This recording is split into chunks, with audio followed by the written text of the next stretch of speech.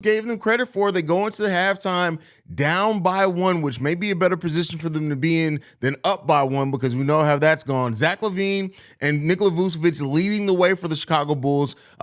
Zach 6 of 10 from the field, 1 for 2 from 3-point range. He has 1 rebound, 1 assist, 1 steal, 0 turnovers, 0 fouls, 15 points. Nikola Vucevic 8 rebounds, 1 assist, and 13 points. And then DeMar DeRozan, the only other starter to score. He's 3 of 7 with 8 points. You also got Patrick Williams being aggressive off the bench. Patrick Williams has played 12 minutes, the same amount as Caruso. He's 4 for 5 from the field with 2 rebounds and 9 points. Kobe White has 4 points, and Ayo Dosunmu also chipping in 2 points. The Bulls had the lead for a nice amount of time there in that second quarter. They do go down by 1 at the halftime. The Denver Nuggets scored 6 straight points, and Zach LaVine scored a layup to end the half. But the Bulls will look pretty well in this game. They have 14 assists on 21 made baskets. They tie the rebounding game. They have 22 rebounds. They have only 4 assists in this game. That ties the Denver Nuggets as well. And the Bulls also in this game have 5 offensive rebounds. The Denver Nuggets only have 4. So the Bulls right now pretty much matching everything the Denver Nuggets are doing outside of 3-point shooting. The Denver Nuggets are 48% from the field. The Chicago Bulls are 46%. The difference is the 3-point shooting. The Denver Nuggets are 8 of 18 for 44% from the 3-point line. The Chicago Bulls are 2 of 14 for only 14%. Basically, if the Chicago Bulls hit their 3-pointers at a better clip, they'd be winning this game. So, the Bulls doing everything they can to stay in this game, playing with some heart, doing a pretty damn good job in this first half. I will say that I'm impressed with the energy that this team came out with. Evan Lick says, MPJ really don't know how to pass. I guess that's not his role. James Jameson in the building says, they act lazy as hell at times, just looking around. Yeah, they do it sometimes. Brandon Peck, down by 1. Only down by 1. A lot of people wouldn't have given us that in this game. Let's see if they can keep it up in the second half. Cannon Peacock says, DeMar, follow your shot. That's one of the things in the modern day NBA that really just grinds my gears. There's not enough people following their shot in the modern NBA. But yeah, DeMar is a vet. He should know better for sure. We probably have a couple of more offensive rebounds if as a team we followed our shot a little bit better. What you doing, Mutt? But yeah. Billy just making everything tough, man, from Texas. Have a weird feeling about this game. Not going to say anything until the game is over, from PB and Patch. Evan Lick says, Zach, I think, is finally taking the role of best on the team, too. Listen, Zach understands it. And this goes to show. This is why I said, again, not to shit on DeMar or anything like that. But if you're going to pick between DeMar and Zach, not only is he younger, Zach's a 3-level scorer. And if he's back playing focused like this, it's a completely different Zach LaVine, man. Completely different Zach. Patty Jackson in the building says, what's good, Haize? What's going on, Patty? Matthew, great first half. Completely agree with you there, Matthew. Jonathan E. just says, can't shoot a damn 3. We look good, though. Yeah, besides the 3-point shooting, the Bulls are literally doing everything. They're taking care of the ball, rebounding well. They got more offensive rebounds than the other team. They're moving the ball well. Their assists to turnover ratio is great. Their percentage of baskets off assists is really good. The Bulls are taking care of business in this one. I would like to see another starter step up. We need Pat Bev or Alex Caruso to hit some damn shots. But, all that being included, the Bulls look pretty damn good. And shout out to Patrick Williams for having an aggressive, at least first half off the bench. Fonts Vengeance says, Pat needs to be back in the starting line. Listen, bro, you're preaching to the choir here. Fexus, I don't know how Billy gets paid son of money just for him to not properly function his brain. Gio, Bulls playing a nice game, but don't want to speak too soon. And that sucks with this Bulls team, right? Is that when we see the good, we still have to be like, let's see if it continues. Look at our best when Kobe's playing point guard with the starters. I'd have to go back and look at that. I didn't feel like Kobe really played very much point guard at all with the starters, but could be wrong. I was so engulfed in the damn game and the fact that the Bulls weren't getting their ass completely waxed. So this team is playing great. They just need to put Williams in the game and start making threes. I mean, that's easier said than done as far as the making threes aspect. AC Summers loves Zach getting to the hoop. It's a completely different game. Like when Zach LaVine is getting to the rim, scoring efficiently, moving fluid out there. He looks like a completely different player, and it reminds you of the flashes that we saw from him before. So love seeing Zach LaVine play the way he's been playing here lately. I already read that one. Zach needs to stay aggressive in the second. Yeah, we need this version of Zach LaVine all 4 quarters for sure.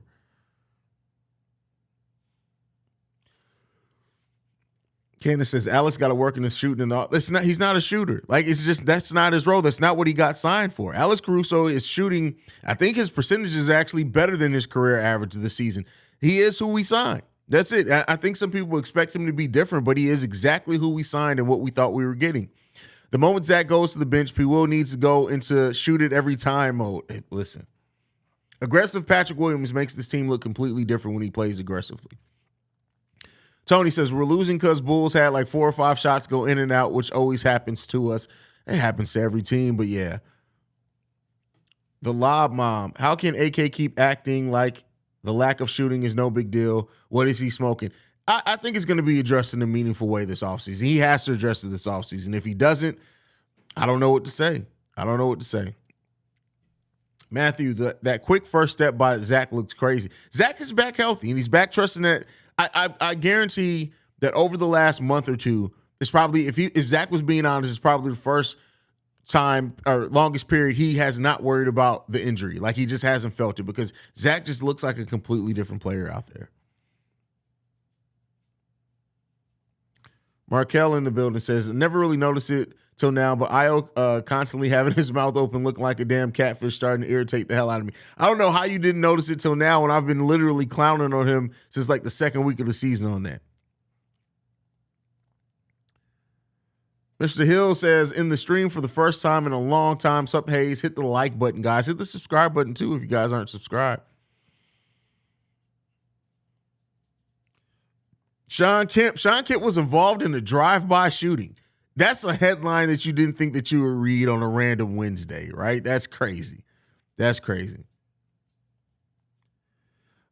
my G, I hope we keep it going. Zach is looking like he's starting to get it. Zach is and Zach is different when you have a point guard out there. So Bulls being Bulls can play the best and can lose to the worst. Do we win the game or have a collapse in the third or fourth?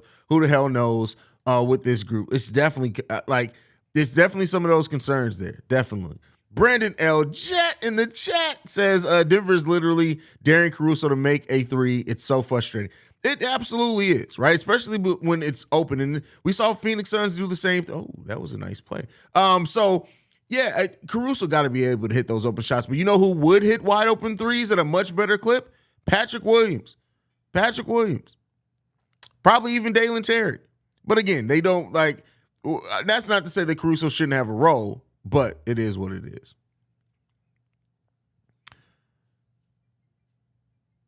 Zach back to elite scoring from this. The man that earned the bag scoring wise. Don't get much better than first step and finishing at the rim. Looks unstoppable at times. That's from Giovanni Vargas, and I completely agree with you there, Giovanni.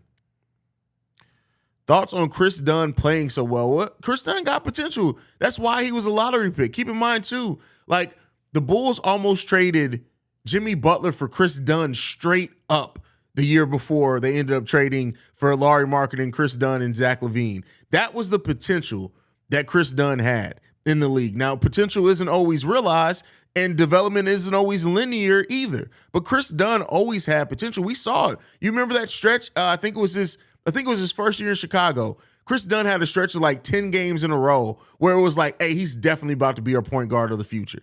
Chris Dunn has always had potential, and he's only 28 years old. Keep in mind, like, there's some people that don't crack into the league around that age. Like, Chris Dunn still has potential.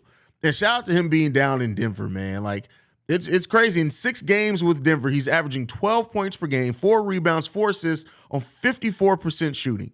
Chris Dunn, if he keeps that up from now to the end of the season, Chris Dunn's going to be on somebody's roster. He may be the next campaign. He may, if you put him in the right situation, he may be able to have a similar impact to what Campaign had for the Suns his first year there. Could absolutely happen. I would not be surprised with it at all.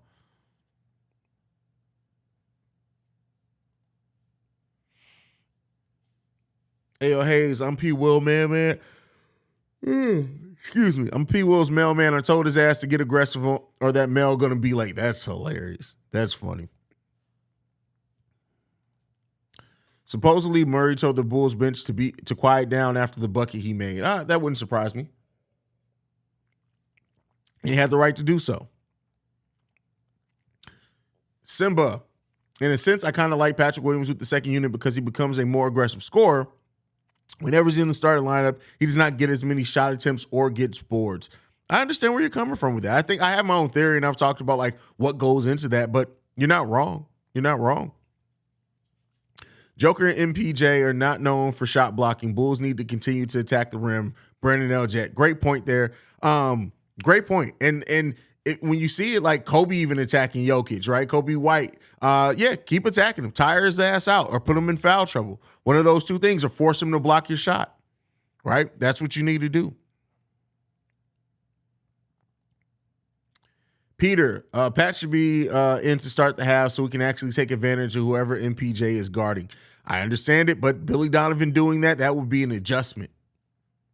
I don't know about that one. Drew says, love DeMar, but I'm ready to move on, as a lot of people are. Brendan says, Patrick Williams really is the X factor. He absolutely can be, especially when he's playing aggressive. Haize, who do you think are the best three-point shooters on the team right now? Kobe White, Zach LaVine, Patrick Williams. They're not even the best. They're the only three-point shooters we have on this team. That's it.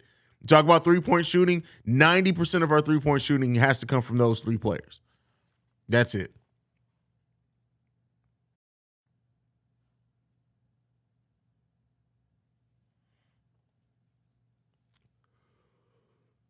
LaVine could easily be a top 15 player in the NBA. He just needs to do better on defense.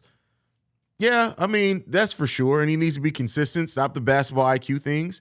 Big T, sorry, Haize, Caruso has to work on shooting. Brook Lopez was the worst three-point shooter in the league. Now he's solid. Well, that's Brook Lopez. And that's not his role. Like, Brook Lopez needed to evolve because the position that he played evolved. And he did. Alex Caruso is not signed for shooting. Now, if he improves it, cool. But that's not why we brought him here. That's not going to ever be his best skill. Can he become a more to hit down the open threes a little bit better? Sure, theoretically. But don't bet on it happening. Don't bet on it happening. That's not even if Alex Caruso turned into where he hit the open three-pointer at a 40% clip, it's still not going to be one of his top 5 skills. It just isn't. That's not what he's here for.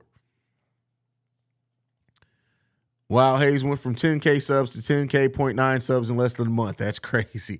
Hey, we got to get to that 11K. But, I told you guys, I'm not doing the whole, hey, hit the subscribe button. I'm not doing any more subscriber drives. If you subscribe, you subscribe. The push to 10K literally tired me out, man. Haize, you ready for these late start games when they head out west? Yeah, gonna have to be. So, Pat the designer couldn't answer how good Sean Kemp was. Your opinion about him in the 90s Superstar. Sean Kemp was one of the more aggressive and higher IQ basketball players in the 90s period. Sean Kemp was great. Sean Kemp was amazing. And the Sonics in that era, if they would have won a title if it wasn't for the Chicago Bulls. They probably maybe even would have won too. Like, I'm surprised that team didn't end up winning. Well, they got, even the year the Bulls were out, they had the Houston Rockets, but the Supersonics were an amazing team. Defensively, offensively, you had Sean Kemp and what he was able to do and just how physical he was. Sean Kemp was just one of the most physical players ever in the NBA and one of the most violent dunkers in the NBA as well. There were so many times where he literally could have broke somebody's neck.